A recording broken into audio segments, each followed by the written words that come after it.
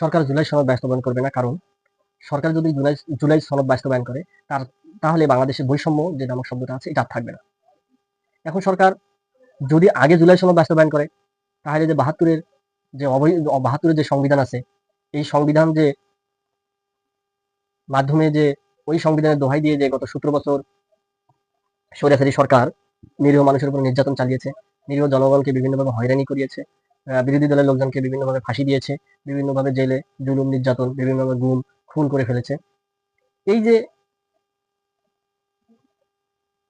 তখনকার স্বৈরাচারী ব্যবস্থাটা ছিল কোথাকার মাধ্যমে, কোন আইনের বিধানে? 72-এর সংবিধানে। স্বৈরাচারী সরকার 72-এর সংবিধান দিয়ে আইনের মাধ্যমে বাংলাদেশের মানুষগুলোকে এভাবে নির্যাতন করেছে। এখন বর্তমান সরকার যদি জুলাই সনদ আগে বাস্তবায়ন করে, তাহলে মানুষ বৈষম্য করবে না। তার কারণ আপনি আইনের বাইরে তো কিছু করতে পারবেন না। আপনি বৈধ করেন, ন্যায় করেন, অন্যায় করেন, আপনাকে আইনের মাধ্যমে বা আইনের দোহাই দিয়ে করতে হবে। বিগত সরকার এই 72-এর সংবিধানকে দিয়ে বিভিন্নভাবে মানুষকে হত্যা, খুন, গুম, নির্যাতন করেছে, নিপীড়ন করেছে, শুধু 72-এর সংবিধান দিয়ে। যদি আপনি জুলাই সনদ বাস্তবায়ন করেন 2026, তাহলে আপনাকে 72-এর সংবিধানকে আপনাকে অ্যাভয়েড করতে হবে, করে আপনাকে 26-এর সংবিধানকে আপনি নিয়ে আসেন। 26-এর সংবিধানের মানে হচ্ছে কোনো অন্যায়, জুলুম, অবিচার থাকবে না।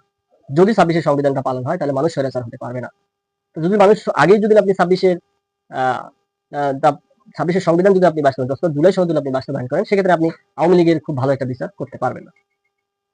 তো সেই কারণে সরকার বলতেছে 72-এর সংবিধানের দোহাই দিয়ে বিরোধী দল সহ এবং আগের যে স্বৈরাচারী সরকার ছিল, ওই সরকারকে ফাঁসানোর জন্য, আইনের আওতায় আনানোর জন্য অবৈধভাবে তারা ওই লোকগুলোকে আবারও 72-এর সংবিধানের মাধ্যমে বিভিন্নভাবে নির্যাতন করবে, নিপীড়ন করবে এবং তারা তাদের ক্ষমতাকে টিকিয়ে রাখবে। সেই জন্য 72-এর সংবিধান তারা অস্বীকার করতে পারতেছে না।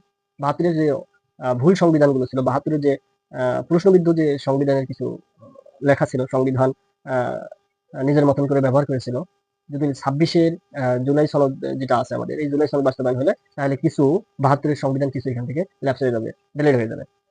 তাই সরকার, অর্থাৎ বিএনপি সরকার চাচ্ছে যে তাদের মন গড়া আইন দিয়ে যে অন্য বিরোধী দলকে বিভিন্নভাবে নির্যাতন করেছিল, আমার মনে হচ্ছে যে বিএনপি সরকার এই কারণে এই 72-এর সংবিধান দিয়ে আওয়ামী লীগকে আইনের কাঠগড়ায় দাঁড় করাবে এবং ভবিষ্যতে যেন তারা বলতে না পারে যে আমাদেরকে আমাদের নেতাকর্মীদেরকে অবৈধভাবে শাস্তি দিয়েছে।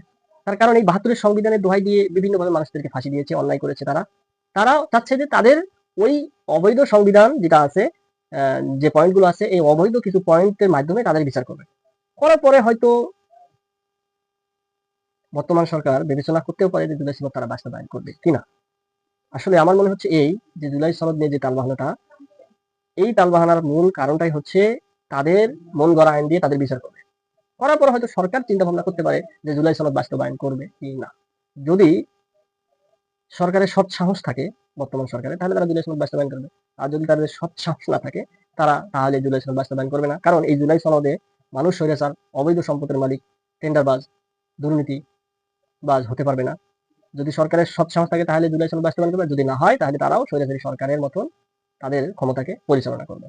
তাহলে দেখা যাক সেকেন্ড টাইম সরকার আসলে কি জুলাই সনদ বাস্তবায়ন করতেছে কিনা। না করলে, বর্তমান সরকারও জুলাই সনদ বাস্তবায়ন না করলে, স্বৈরাচারের শাসন ব্যবস্থায় ফিরে দিতে চাইলে, পুরানা বন্ধ ব্যবস্থায় ফিরে দিতে চাইলে, তাদের অবস্থাও ঠিক স্বৈরাচার সরকারের মতনই হবে।